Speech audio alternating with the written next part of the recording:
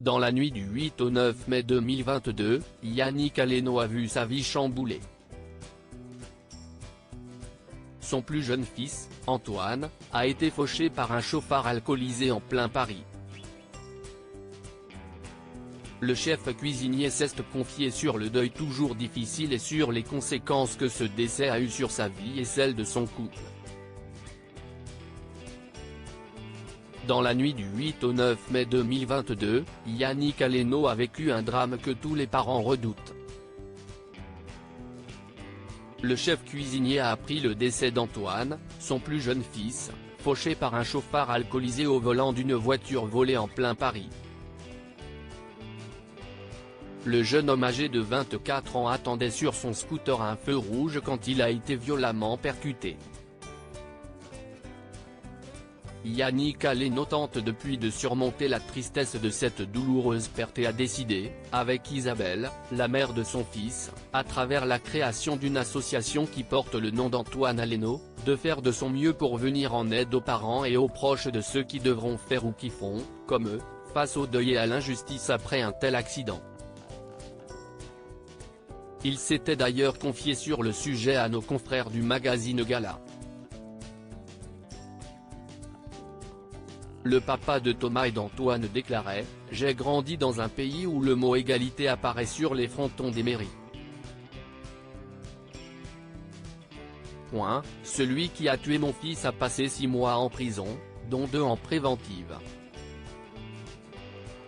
Il faut savoir qu'un jour en prison coûte 105 € par jour à l'État.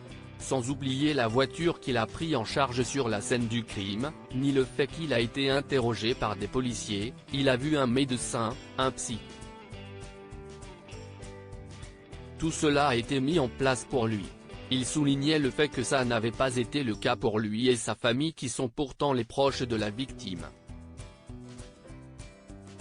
Moi, je suis arrivé à l'Hôtel-Dieu, en ambulance. Personne ne m'a adressé la parole. Je suis resté comme un con, assis sur une chaise déglinguée, sans même un verre d'eau. Et j'ai reçu la facture de l'ambulance, racontait-il sidéré.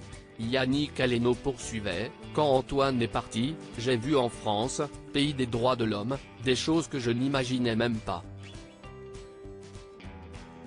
Antoine est parti un dimanche, nous l'avons enterré le vendredi suivant.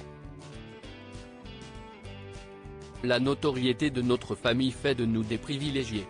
Dans la vraie vie, cela n'existe pas. Un repli sur soi face à un deuil difficile. Dans une interview accordée ce dimanche 7 janvier à nos confrères du Parisien, Yannick Aleno revient sur son deuil difficile.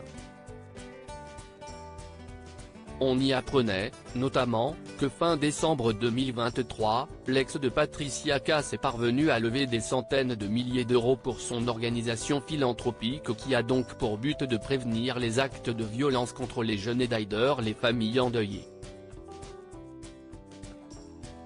Pour ce faire, le père d'Antoine Aleno a organisé une vente aux enchères de grands crus offerts par 180 grands cuisiniers du monde entier. Outre sa passion pour la cuisine, Yannick Aleno s'est également livré sur la façon dont sa vie a changé depuis la mort de son plus jeune fils. Lui est demandé notamment s'il sort souvent avec des amis ou s'il préfère les dîners à la maison.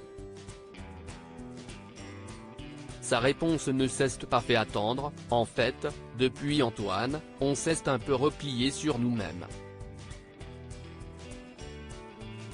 Je n'aille plus trop le goût de sortir, explique-t-il.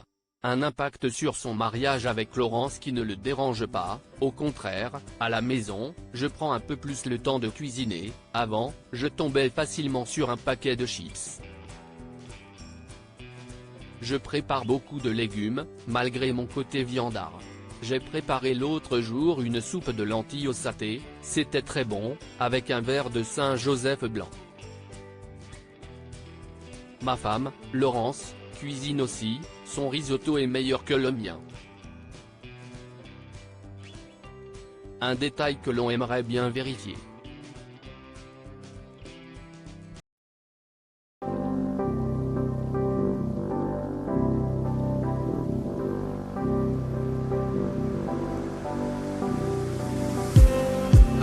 just need